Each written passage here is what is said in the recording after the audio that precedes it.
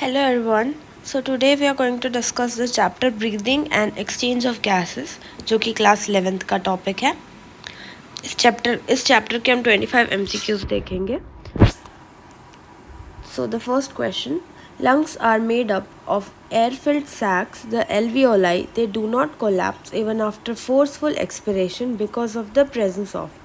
हमें बताना है कि लंग्स में हमारा जो होता है एल्वियोलाई प्रेजेंट होता है और लंग्स कोलैप्स नहीं होते इवन अगर हम फोर्सफुली एक्सपायर करें, आउटसाइड एक्सपिरेशन परफॉर्म करें, तब भी लंग्स कोलैप्स नहीं होता है because of what?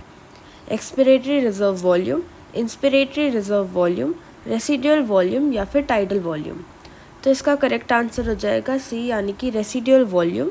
Residual volume होता है जो फोर्सफुल एक्सपिरेशन या इंस्पिरेशन के बाद भी जो हमारे लंग्स पर पे एयर प्रेजेंट होता है उसे हम रेसिडुअल वॉल्यूम बोलते हैं. इसके कारण जो लंग्स होता है वो कोलैप्स नहीं होता. Question number second, approximately 70% of carbon dioxide is absorbed by the blood will be transported to the lungs as.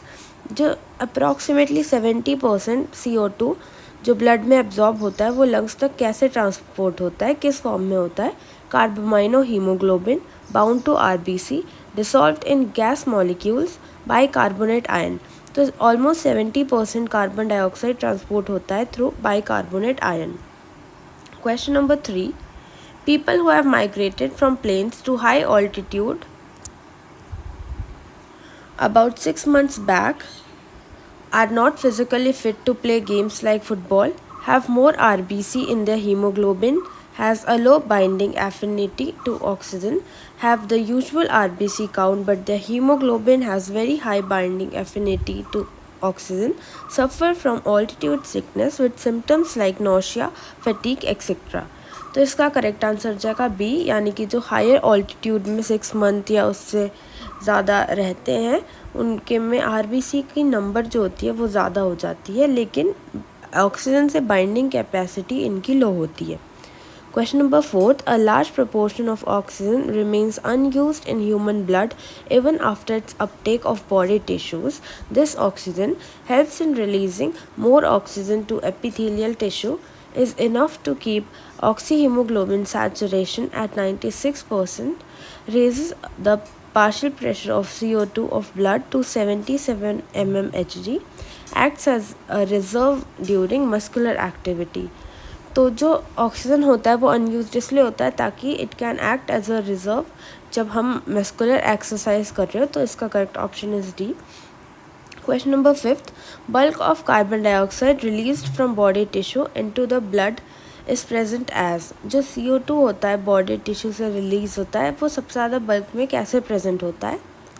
कार्बामाइनो haemoglobin के फॉर्म में 70% कार्बामाइनो हीमोग्लोबिन और 30% बाइकार्बोनेट के फॉर्म में, free CO2 in blood plasma या फिर bicarbonate in blood plasma in RBC. तो इसका correct option हो जाएगा D. Question number 6, what is true about RBCs in humans?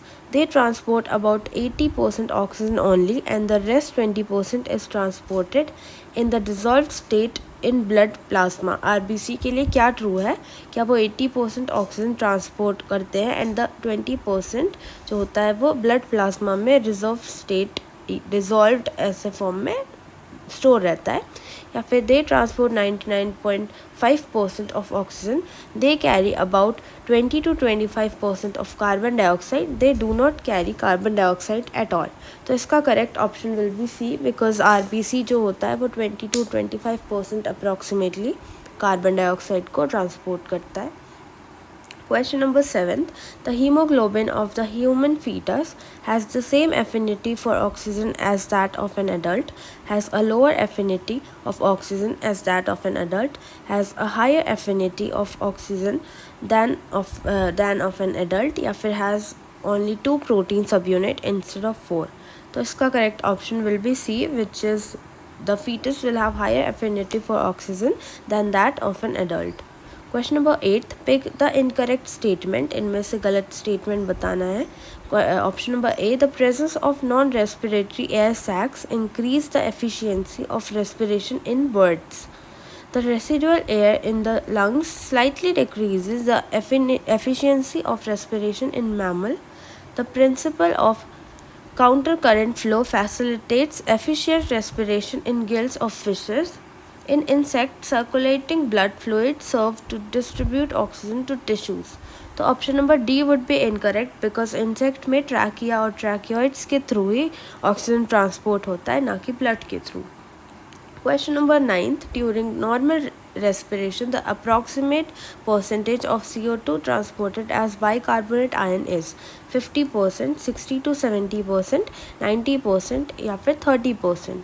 तो इसका correct option will be B which is 60 to 70%. Question number 10th. Which of the following has highest affinity for oxygen? सबसे ज़्यादा affinity of oxygen किस में होता है? Adult haemoglobin, foetal haemoglobin, myoglobin या फिर डीऑक्सी हीमोग्लोबिन. तो इसका करेक्ट आंसर हो जाएगा myoglobin which is the muscular protein. इस पर पे हाईएस्ट एफिनिटी होती है ऑक्सीजन के लिए. Question number 11th. The primary function of surfactant in lung system. जो सर्फेक्टेंट प्रेजेंट होता है लंग्स में, उसका प्राइमरी फंक्शन क्या है? Facilitate gas exchange, reduce surface tension in alveoli, increase oxygen carrying capacity, transport CO2. तो इसका correct option will be B which is reduce surface tension in alveoli. Question number 12th. The partial pressure of oxygen in alveolar air is approximately. जो partial pressure होता है oxygen का एल्वियोलार air में, वो approximately कितना होता है? 40 mmHg, 104 mmHg, 159 mmHg या फिर 95 mmHg. तो इसका correct option will be 104 mmHg.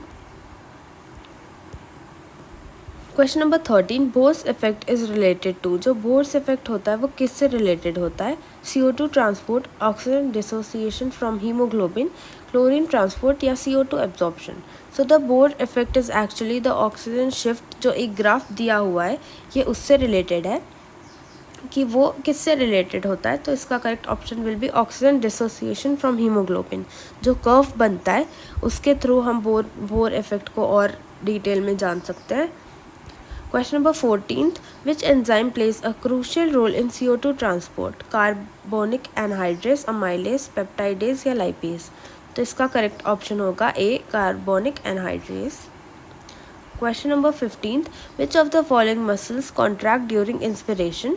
Internal intercostal muscle, external intercostal muscle and diaphragm, abdominal muscle या फिर none of these. तो इसका करेक्ट ऑप्शन हो जाएगा बी, यानी कि external intercostal muscle and diaphragm. Question number 16. Tidal volume is approximately. Tidal volume हमारा होता है 500 ml. तो correct option will be A. Question number 17. Which of the gas has highest affinity for haemoglobin? Oxygen, carbon dioxide, carbon monoxide या फिर nitrogen.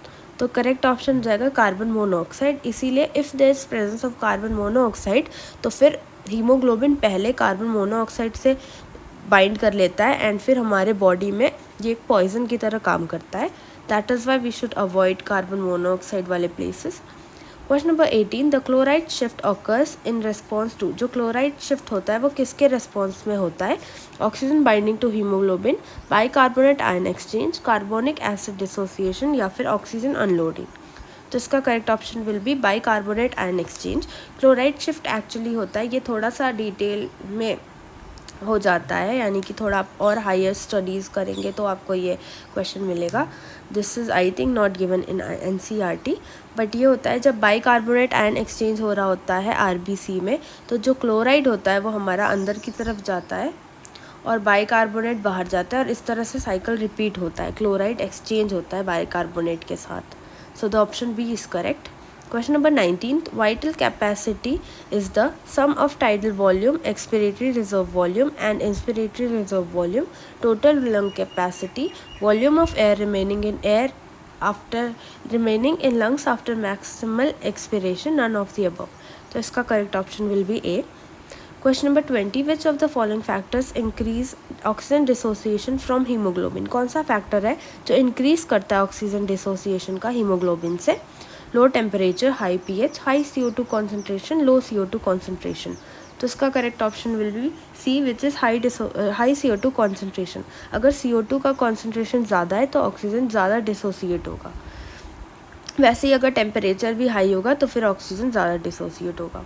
Question number 21, oxygen is transported in blood mainly by, तो इसका correct option आप सबको पता है, it would be haemoglobin.